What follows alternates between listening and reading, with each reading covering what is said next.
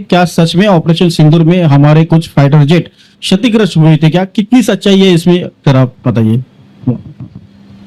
अगर मैं आपको बताऊंगा कितने हुए हैं ना तो सरकार मेरे पीछे पड़ जाएगी। तो that operation sindoor was a very good thing and we should do more of these operation sindoors.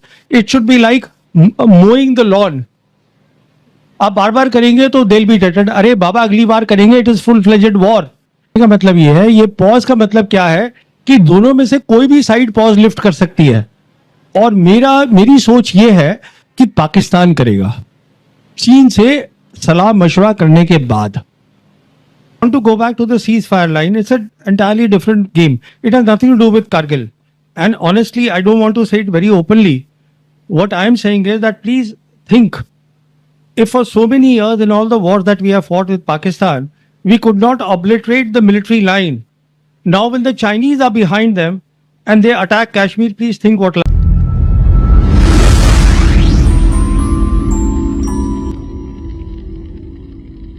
बिस्मिल्लाहिर्रहमानिर्रहीम। मार्क और एनालिसिस के तमाम देखने वालों को अस्सलाम वालेकुम। तो दोस्तों, इस वीडियो में सेकंड पार्ट है परवीन सुहाने की गुफ्तगू का।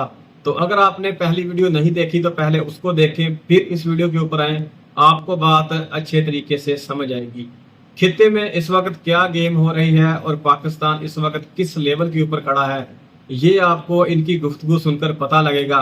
पाकिस्तान चीन के जो तल्लुकात हैं ये किस नौइयत के हैं ये भी आपको पता चलेगा। और जो लोग बातें करते हैं ना कि पाकिस्तान अमेरिका को अड्डे देने जा रहा है या जो ट्रंप है उसने अपने चीफ ऑफ स्टाफ से अड्डे मांगे थे, तो वो जरा परवीन सुहाने की इन बातों को गौर से सुने, फिर आपको पता चलेगा कि जो अड्डे देने की अब बात है वो गई। ना तो पाकिस्तान अब अमेरिका को अड्डे देगा और ना ही कभी जो अमेरिका है वो पाकिस्तान में किसी अड्डे के ऊपर आके बैठेगा, क्योंकि पाकिस्तान और चीन के दरमियान जो स्ट्रेटेजिक नौयत की पार्टनरशिप है वो इतनी मजबूत हो चुकी है कि अब इसमें किसी का भी एंटर होना मुमकिन ही नहीं है।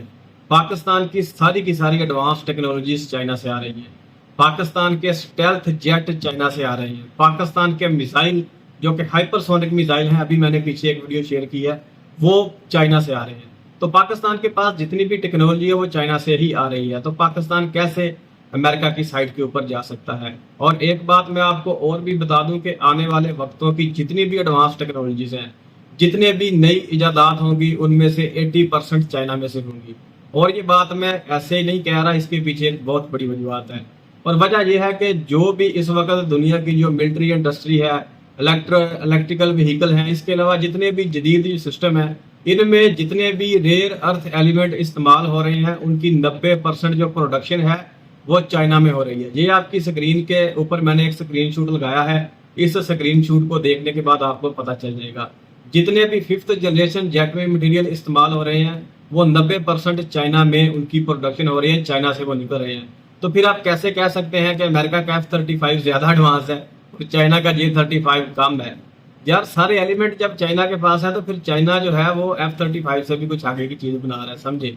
तो बाकी बातें तो दोस्तों होती रहेंगी। फिलहाल आपको लेके चलते हैं परवीन सुहाने की गुफ्तगू की तरफ, और इस प्रोग्राम को आपने गौर से सुनना है और समझने की आपने कोशिश करनी है।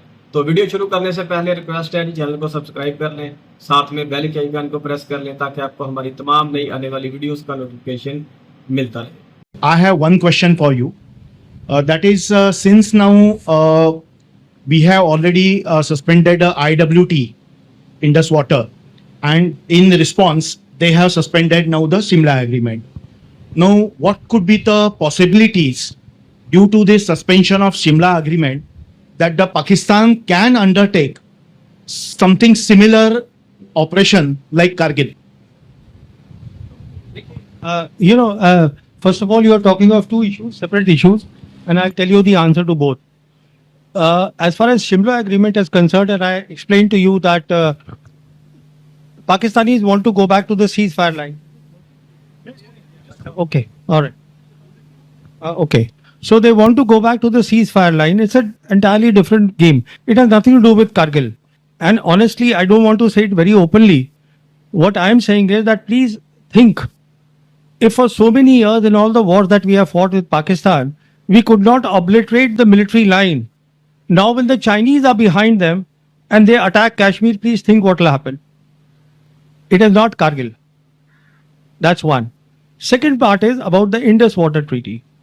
There is a Chinese analyst. He's not really an analyst. He's a guy who's embedded in the Communist Party top leadership, a fellow called Dr. Victor Gao. He used to be the interpreter of Deng Xiaoping. He came on Indian televisions to make the point very categorically that don't underestimate China's partnership or China's backing to Pakistan. And he threatened very clearly, unequivocally. He said that if India does anything with the water, then you are in the middle, Pakistan is below, we are holding the, वहाँ पे जो glaciers हैं, they bring the water to Brahmaputra, वहीं से ही Indus भी आती है नीचे. सो कहने का मतलब ये है, देखिए I am talking not as a, मतलब I am talking as a independent analyst. I do not know who is advise the prime minister on this honestly. मुझे पता नहीं, इनकी सिक्योरिटी टीम अगर बहुत सोच रही होती तो ये भी सोच लेती कि 2019 में जब आप ये सब काम करेंगे, 370 हटाएंगे, तो उसका इम्पैक्ट क्या होगा. या यही सोच लेते कि अगर इम्पैक्ट हुआ है तो हमें तैयारी करनी है उसकी. तो अब मैं इसके आगे आपके ओपन फोरम पे क्या बता सकता हूं. मैं कहने का मतलब ये है कि ये एक हिंदुस्तान में, I can tell you as far as foreign policy is concern, let me say digress a bit on foreign policy. मैं ये कह रहा था कि फॉरेन पॉलिसी में we should take the opportunity of geopolitics, जो पहले नहीं थी हमारी फॉरेन पॉलिसी में. और वो अपॉर्चुनिटी क्या है? अपॉर्चुनिटी ये है आज हमारे पास, हम ग्लोबल साउथ कंट्री हैं, हमारा नेबर चीन है, रशिया हमारा ट्रेडिशनल फ्रेंड है. चीन और रशिया जो दोनों हैं वो ऐसे जुड़े पड़े हैं दोनों, वो हटेंगे नहीं, because their visions are aligned for the new world order. तो हमें उनके साथ होना चाहिए. Why do we play the zero sum game? Foreign policy का मतलब ये होता है, prime minister himself has said 80 crore लोग जो हैं they are below poverty line.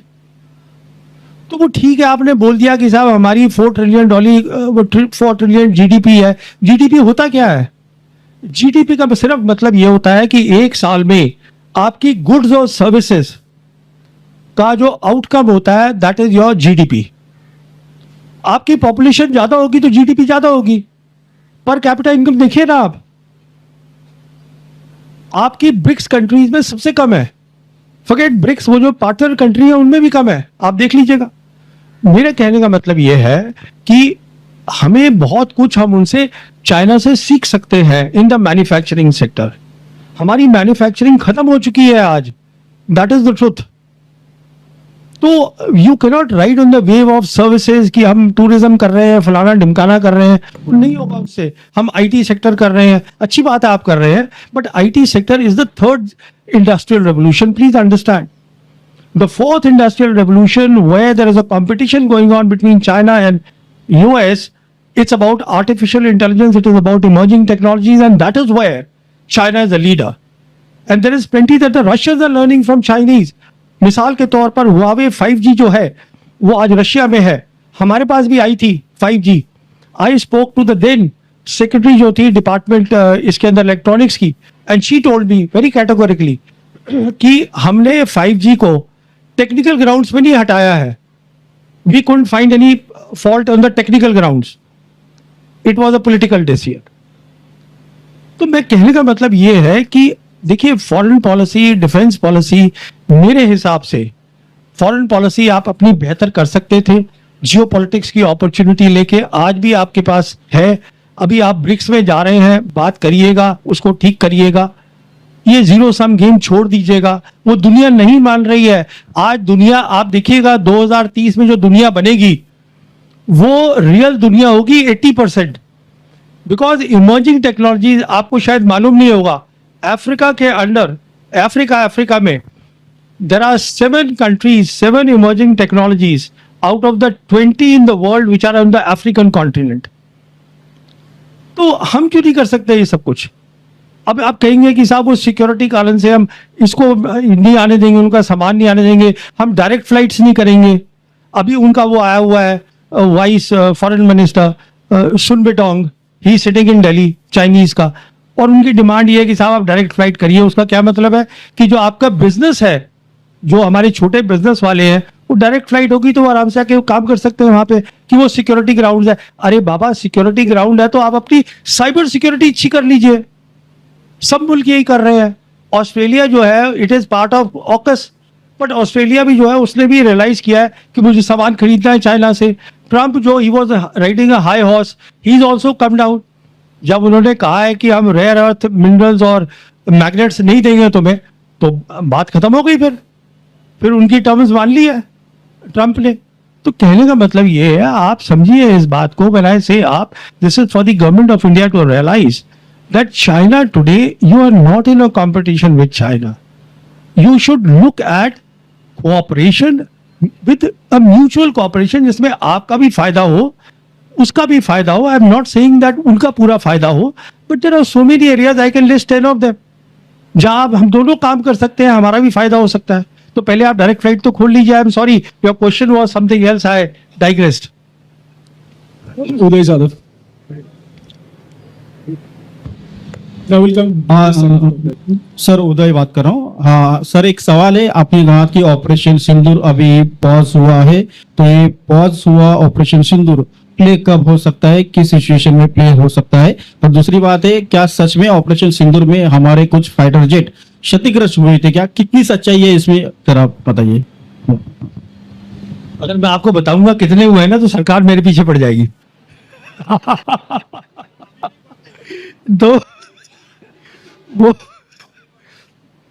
तो उस बात को छोड़ दीजिए आप अभी फिलहाल।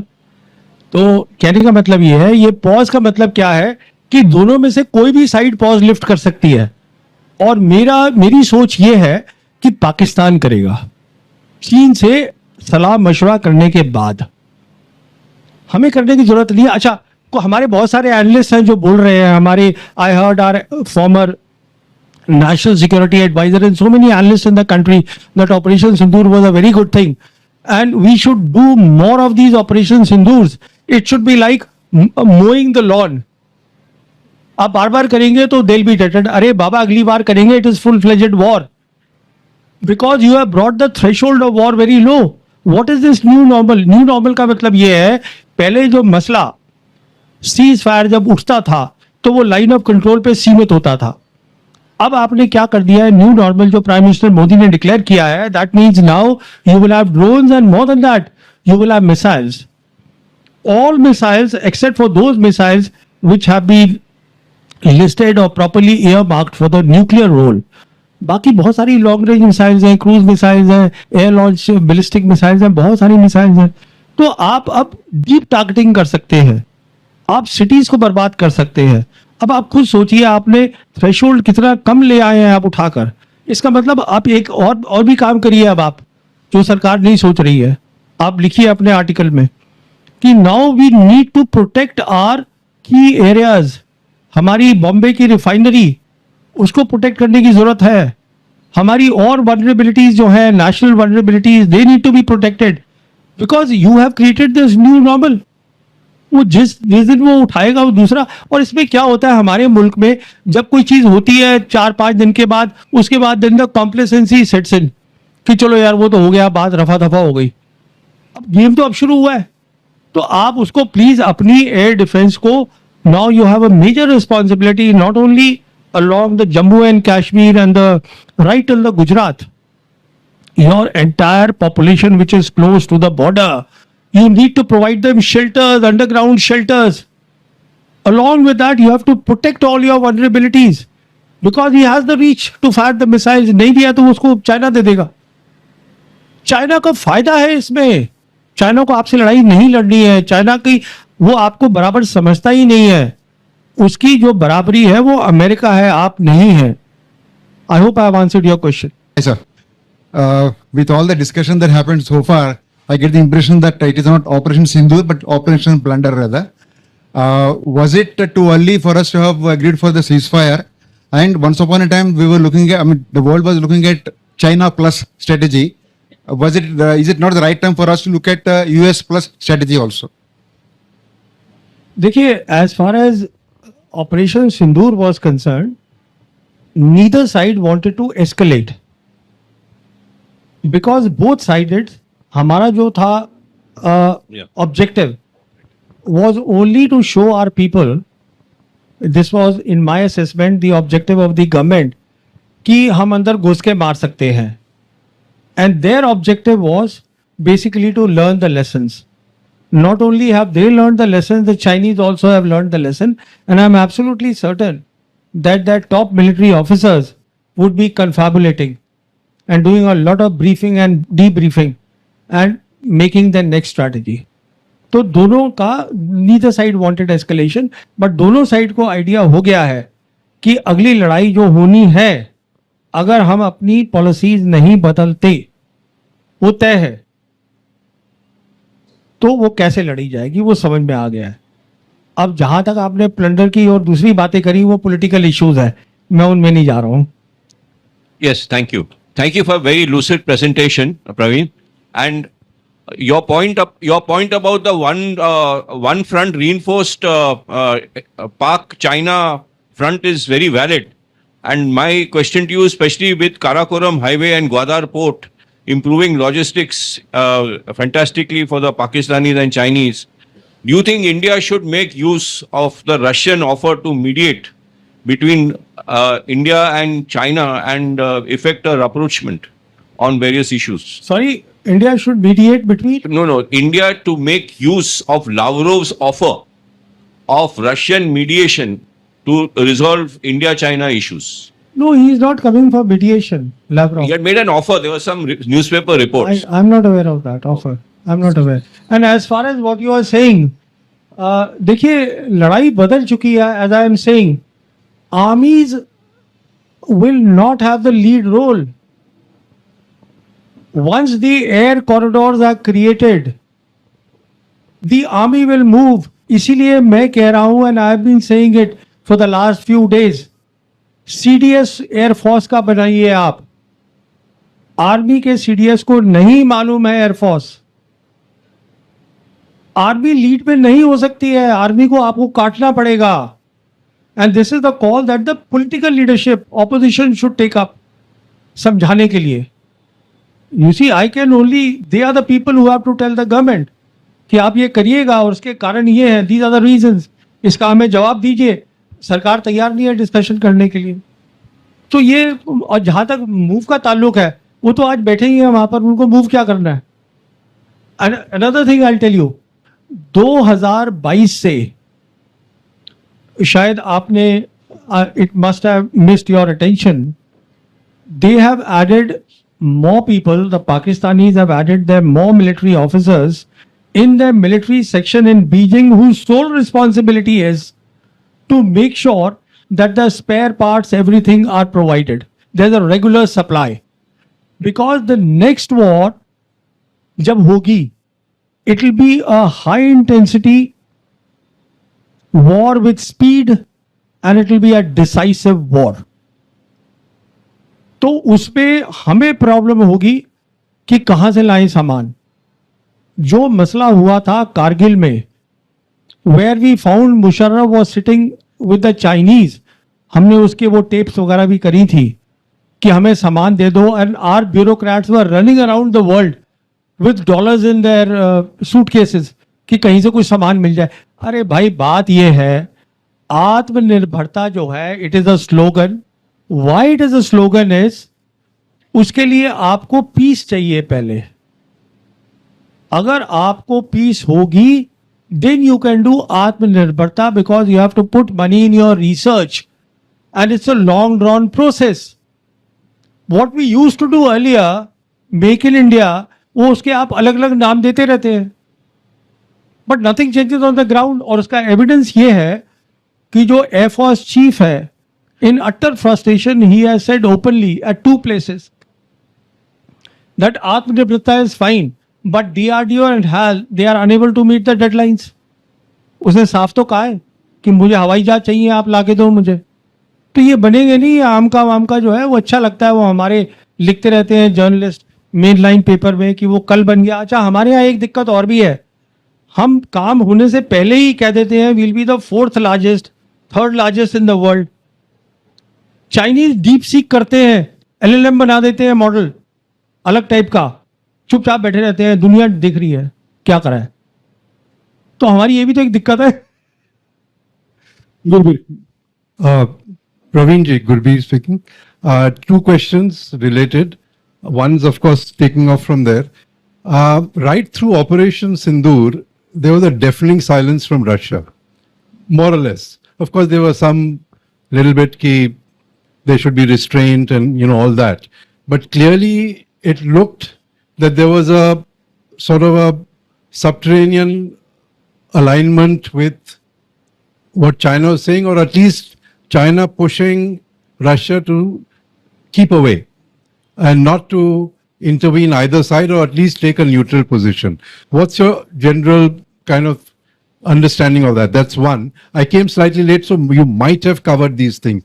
The other thing which I've written, others have written, and it's a question which is deeply in the minds of a lot of people.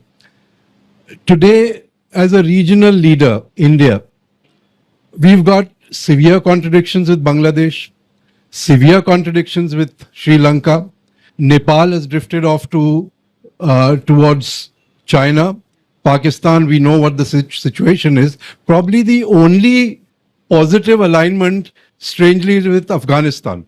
So from a regional power, see, you have a position where we are absolutely isolated in South Asia. Has there been ever so much, where we have, in terms of hardware, a much greater hard power, but even in our days of soft power or Nehru's period, we had far greater this thing. So is the isolation today one of the worst in our history today? What is your view on that? Yeah, so let me start with the first one. See, first of all, what is Russia? Russia is the biggest landmass on earth of a nation which has 11 time zones. 11 time zones. It is the only nation in the world which is self-sufficient in food and minerals. And therefore, the Russians always had a dual foreign policy, one that looked west and the other that looked east. It was Foreign Minister Primakov in 1999 when he initiated the concept of RIC, Russia, India, China. The whole idea was that our foreign policy is west, but we should have a counterweight to the Americans because that was the unipolar world. So उसने कहा कि तीन populous countries should get together. That is where BRICS comes from. Now, after this Ukraine war has started, they are very clear that their foreign policy has to be east now, which is why President Putin has come up with the concept of EEU, which is Eurasian Economic Union expanded to Greater Eurasia. And as part of Greater Eurasia, Pakistan is a country. And as far as Russians are concerned, there, as I said, their vision for this new world order is completely aligned with the Chinese, notwithstanding their differences as two great powers. So the point is that the Russians are mulling over, they are watching all this. President Putin is an extremely wise leader.